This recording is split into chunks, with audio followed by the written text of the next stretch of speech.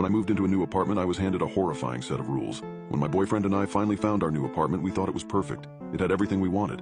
We just didn't expect it to turn into our worst nightmare. On our first night, everything seemed normal. I felt safe and happy, but I don't think that feeling is coming back anytime soon, and it's all due to the note I found this morning.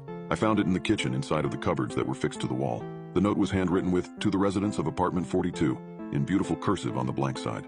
I opened it up and sat down to read. Dear new resident, firstly, welcome to your new home.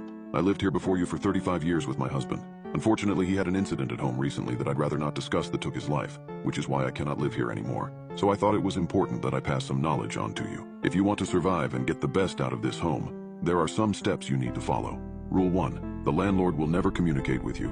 If you hear or see him, lock your doors and shut your windows. I have only dealt with him once in 35 years, and let's just say after what happened to my husband, I never missed another rent day. Rule 2. Do not use the elevator at 3 a.m. And if it ever stops on your floor during this time, do not open the door. This is the most important one, and it will save your life. Rule 3.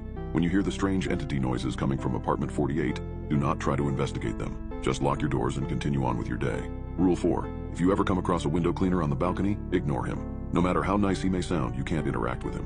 He is not what he seems. The last person that talked to him got their skull ripped open. Rule 5. Don't communicate with anyone who claims to live in apartments 65 to 72. The real residents were killed in a fire many years ago. Sometimes they will knock at your door and ask to borrow some sugar. Rule 6. You can trust the postman. His name is Sam, and he's been the postman since before I moved in. He knows everything about this building and will help you survive. Good luck. After reading that note, I thought it was a sick joke.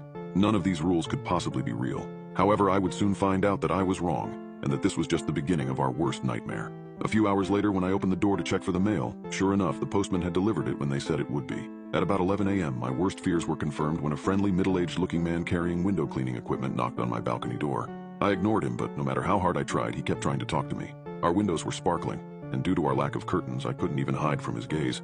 I felt so exposed. He stayed for a total of 30 minutes exactly, and never once did he stop looking at me or knocking. He shouted the occasional ultra-friendly line or humble request for a beverage in the heat through the door, but I did my best to avoid eye contact. When he finally left, I looked outside every window in the apartment, but I couldn't see him on any of the other balconies or see any equipment suggesting he was around. He had vanished completely. When I checked my phone, I saw Jamie still hadn't texted me back. This wasn't normal. Jamie always texted me back quickly, so I decided to read his text again, and immediately chills shot down my spine. The old lady from apartment 65 asked to borrow some sugar. We'll be back shortly, love you.